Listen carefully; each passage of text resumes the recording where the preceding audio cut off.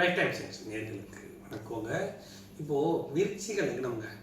விருச்சிக லக்னமாக வந்து தர்ம கர்மாதிபதிகள் அப்படிங்கிறவங்க 9, 10 குடையவர்கள். ஒரு லக்னத்திற்கு 9, 10 குடையவர்கள் லக்னாதிபதியாக வருவார். அப்படி வரும் பொழுது இந்த தர்ம கர்மாதிபதியாக வரக்கூடியவர்கள் 9, 10 குடையவர்கள் நண்பர்களாக வந்துவிட வேண்டுங்க. எப்போவுமே பாவக்கிரகங்களாக வந்து சுபகிரகங்களாக வந்து நண்பர்களாக இருக்கிறத விட சுபக்கிரகங்களாக நண்பர்களாக வர்றது நல்ல அமைப்பு. பாவக்கிரகமும் சுபக்கிரகமும் சேர்ந்து தர்ம கர்மாதிபதியை வர்றதும் தப்பு இல்லை. இருந்தாலும் இணையும் பொழுது சில பிரச்சனைகள் வரும். இப்போ விருச்சிக லக்னங்க. விருச்சிக லக்னத்திற்கு யார் வரலாம்? 9 கடகத்துக்குடைய சந்திரனும் 10 சூரியனும் தர்ம கர்மாதிபதியாக வந்து விடுவார்கள். சந்திரனும் சூரியனும் எந்த வகையிலும் இணைந்திருந்தாங்கன்னா சந்திரன் அஸ்தங்கம் அடைஞ்சிடுவார். இது ஒரு பிரச்சனை இருக்கு. அப்படி வரும் பொழுது இவங்க 2 பேரும் எப்படி இருந்தால் தர்ம கர்மாதிபதியும் நல்ல யோகத்தாக இருந்தது அப்படிங்கிறதையும் நம்ம பார்க்கணும். விருச்சிக லக்னம் ஆகி 9, 10 சந்திரனும் சூரியனும் ஏதோ ஒரு வகையில் நல்ல நிலைமையில இருந்தால் தான் தர்ம கர்மாதிபதி யோகம் நல்ல பலனை கொடுக்கும். அதே சமயம் நான் ஏற்கனவே சொல்கிற மாதிரி சந்திரன் எப்போவுமே வளர்பிறை சந்திரனாக இருந்தது. இந்த லக்னத்திற்கு வளர்பிறை சந்திரனாக வர வேண்டும். வந்து அந்த சந்திரனும் சூரியனும் ஏதோ ஒரு வகையில் பார்த்து கொண்டு இருந்தாங்கன்னாப்பா அந்த தர்ம கர்மாதிபதி யோகம் நல்ல யோகத்தை கொடுக்கும். இந்த சந்திரனையும் சூரியனும் எந்த வகையிலும் சனியும் புதனும் தொடர்பு கொள்ளக்கூடாது. இப்போ சந்திரனும் சூரியனும் சேர்ந்துருக்காங்கன்னா புதன் வந்து சம்மந்தப்பட்டுட்டார் அப்படின்னா இந்த தர்மாதிபதி பெரிய யோகத்தை கொடுக்காரு. ஏன்னா அவர் 3, 8 குடையவராக வந்துடுவார். விருச்சிக லக்னத்துக்கு 3, 8 குடையவர்கள் சனியும் புதனும் வருவாங்க. இவங்க 2 பேரும் அவங்களோட டச் ஆகாமல் இருந்துட்டாலே போதும், நல்ல யோகத்தை கொடுத்துரும். அதே சமயம் செவ்வாயும் அவங்களோட இணையாமல் இருக்கிறது ஒரு வகையில் நல்லது. ஏன் அப்படின்னு கேட்டீங்கன்னா லக்னாதிபதியாக இருந்தாலும் அவர் 6ஆம் அதிபதி. அதையும் நம்ம பார்க்கணும். அவர் கொஞ்சம் தனியாக தள்ளி தான் இருக்கணும். அப்போது இவங்களை குரு பார்க்கலாம், தப்பு கிடையாது. அப்படி அமைஞ்சாதான் இந்த தர்ம கர்மாதிபதி யோகம் நல்ல யோக அமைப்புகளை கொடுக்குங்க. கோவில் கட்டுறது, நல்ல தர்ம காரியங்கள் பண்ணுறதுனால நல்ல யோகம் இவங்களுக்கு பாட்ட சொத்து எல்லாமே கிடைக்கும். இந்த சந்திரன் சூரியன் நல்ல நிலைமையில இருந்தால் அது ரொம்ப முக்கியம். ஆனால் அதில் இன்னொன்று சொல்லிட்டேன், இந்த சந்திரனுடைய சூரியனுடைய இந்த வகையிலேயே புதனோ சனியோ பார்த்துட்டாங்க, இணைஞ்சிட்டாங்க அப்படின்னா அது பெரிய லெவலில் பலனை கொடுக்காது. சந்திரனும் சூரியனும் எப்படி இருக்கணும், இந்த குரு எப்படி பார்த்தா நல்லா அமையுது, அதே சமயம் இந்த செவ்வாய் எப்படி தனிச்சிருந்து கூட இருந்தால் இப்படி வருது அப்படிங்கிறதையும் பார்ப்போம். இப்போ பார்த்துக்கோங்க. விருச்சிக லக்னத்திற்கு 1, 6 குடையவராக செவ்வாய் வந்துடுவாருங்க. அப்போ 1, 6 குடையவராக வந்து இந்த 6ஆம் அதிபதி எந்த வகையில நான் அடிக்கடி சொல்லுவேன், மற்ற வீடுகளையும் சொல்லியிருக்கேன், 6ஆம் அதிபதி எந்த வகையிலையும் வேற யாரையும் பார்த்துடக்கூடாது. அது வந்து கெடு பலன்களை வழங்கும் லக்னாதிபதியாக இருந்தால். அப்படிங்கிறதுனால இந்த 6ஆம் அதிபதி பார்க்கறத விட இந்த பாருங்க போட்டிருக்க பாருங்க 9, 10 குடையவர்கள் சந்திரனும் சூரியனும். இதுல வந்து 3 குடையவர் 3, 8 குடைய இந்த லக்னத்திற்கு 3, 8 சனியும் புதனும் சுத்தமாக ஆகாதவர்கள். அப்படி வரும் பொழுது இந்த பாருங்க போட்டுக்க பாருங்க சூரியனும் சந்திரனும் இவங்க 9, 10 குடையவர்கள். 9 குடையவர் 7 உச்சம், லக்னத்தில் சூரியன். இப்படி இருக்கும் பொழுது இது நட்பு வீடு, சூரியனுக்கு நட்பு வீடு. இன்னொன்று பௌர்ணமியில் இருக்கிறார். இந்த பௌர்ணமியில் இருக்கும்போது இந்த குருவும் சேர்ந்து பார்த்துட்டு ஆரம்பிச்சு அம்சமான யோகங்க. இதுதான் வந்து தர்ம கர்மாதி யோகத்தினுடைய முதல் தரமான யோகம். 9, 10 குடையவர்கள் உச்சம் பெற்று குருவும் இணைப்பு 2, 5 குடையவர் அவர் சேரலாம், தப்பு கிடையாது. அப்படி வரும்பொழுது சூரியனும் சிவராஜ யோகமும் இந்த இடத்துல ஏற்படும். சிவராஜ யோகம் தர்ம கர்மாதிபதி யோகம் 2ம் சேர்ந்து வேலை செய்யும்.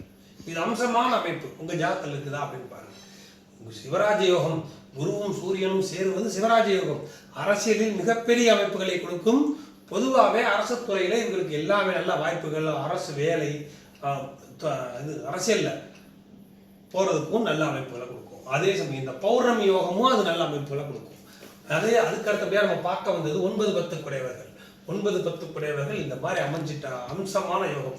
9ஆம் அதிபதி உச்சம், சூரியனின் பார்வை, நல்ல அமைப்பில் இருக்காரு, குருவும் சரி. இப்படி அமைஞ்சிருந்தா இந்த தர்ம கர்மாதிபதி நல்ல வகையில் இருக்குங்க. வளர்பிறை சந்திரன் தான் வந்துடுவார். இந்த செவ்வாய் எங்க இருக்கணும்னா இது 6 குடையவர். 1, 6 குடையவர் இங்கே நீசம் பெற்றால் என்ன ஆகும் அப்படின்னா குருவின் பார்வை பெற்றுவார். செவ்வாய் யாரையும் பார்க்க மாட்டார். முதல்ல அதெல்லாம் தெரிஞ்சுக்கணும். அதுக்கு தான் நான் அப்படி போட்டேன். செவ்வாய் யாரையும் பார்க்க மாட்டார். செவ்வாய் 4, 7, 8 பார்வையும் பார்ப்பார். அப்ப இவங்களை யாரையும் பார்க்க மாட்டார். ஆனா அந்த செவ்வாயை குரு பார்த்துவார். இல்லைங்க அப்படி இல்லைங்க அப்படின்னா இன்னொரு விஷயம் இருக்கு, அதுவும் சூப்பர். செவ்வாய் இங்க இருக்கிறார் அப்படின்னா செவ்வாய் சூரியனை குருவையும் பார்ப்பாரு. இருந்தாலும் இதுதான் சயின்ஸு. அதாவது ரெண்டையும் திருப்பி திருப்பி சொல்லிதான் பார்த்துக்கோங்க. குரு செவ்வாயை பார்ப்பாரு, நீசம் அடைஞ்சிருப்பார். 1-6 குடையவராகி நீசம் அடைஞ்சிருப்பார். லக்னாதிபதி நீசம் அடையக்கூடாது. ஆனால் லக்னத்தை சந்திரன் பார்க்கிறார், குரு இருக்கிறார், சுபத்துவம் அடைஞ்சிட்டார். இருந்தாலும் இந்த லக்னத்தை செவ்வாய் பார்ப்பார். இந்த செவ்வாய் எப்படி பார்க்குறார்? செவ்வாய் பார்க்கக்கூடாதுன்னு சொன்னீங்கன்னா அவர் லக்னத்தை பார்க்கலாம். அவர் லக்னாதிபதி 6ஆம் வீட்டை தான் பார்க்கிறார். இப்படிதான் வரும் பாருங்க. இங்க இருந்தா குரு செவ்வாயை பார்க்கலாம், தப்பு கிடையாது. செவ்வாய் நீசம் அடைஞ்சதுக்கும் பங்கம் வந்துடும். அதே சமயம் குரு செவ்வாய் சந்திரன் சூரியன் அவங்களுக்குள்ள பார்த்துக்குவாங்க. இல்லைங்க, செவ்வாய் இருக்கிற அதிக புரிதல் பரிவர்த்தனை அடைஞ்சிருவாங்க. சூரியனும் செவ்வாயும் பரிவர்த்தனை அடைந்து விடுவார்கள். இது அம்சமான யோகம். அப்படி வரும் பொழுது செவ்வாய் 4ஆம் பார்வையாக லக்னத்தை பார்ப்பார். இது நல்ல அமைப்பு. அப்ப சந்திரனும் செவ்வாயும் சேர்ந்து லக்னத்தை பார்க்கிறார்கள். யாரு? லக்னம் 1-9 குடையவர்கள். அவர் இப்போ திருப்பவும் சொல்கிறார், அவர் 6ஆம் வீட்டை பார்க்கலை. அது மூலம் பார்க்கணும். 6ஆம் வீட்டை அவர் பார்க்கலை அப்படிங்கிறப்ப அது பெரிய பாதிப்புகளை கொடுக்காது. இந்த மாதிரி தாங்க தர்மகர்மாதிபதி யோகம் அப்படிங்கிற பொறுத்த மட்டும் இந்த கிரகங்கள், அதாவது சுப கிரகங்கள் பாவ கிரகங்கள் இணைந்து வரும். இப்போ நீங்க சிம்ம லக்னத்தை எடுத்துக்கிட்டீங்கன்னா 9-10 குடையவராக சுக்கிரனும் செவ்வாய்க்கு வந்து விடுவார்கள். செவ்வாய்க்கு சுக்கிரனுக்கும் ஆகாது. ஆனா அவங்க 2 பேரும் சேர்ந்து தர்மகர யோகத்தை கொடுக்கணும். அப்படிங்கிறப்ப அந்த தர்மகர யோகத்தை பெரிய யோகத்தை கொடுக்கணும் அப்படின்னா அவங்க இருக்கிற இடத்த பொறுத்து தான் அமையும். அதே மாதிரி தான் இப்போ கன்னி லக்னத்தை எடுத்துக்கிட்டீங்கன்னா 9-10 குடைய சுக்கிரனும் புதனும் நண்பர்கள், அதிநட்பு. அவங்க 2 பேரும் இருக்கிறது மிகப்பெரிய யோகம். எங்க இருந்தாலும் நல்லா இருக்கும். அதுவும் 9லயோ 10லயோ இருந்தால் ரொம்ப டாப்பா இருக்கும். ஏன்னா அவங்க 2 பேரும் நட்பு, அது பிரச்சனை இல்லை.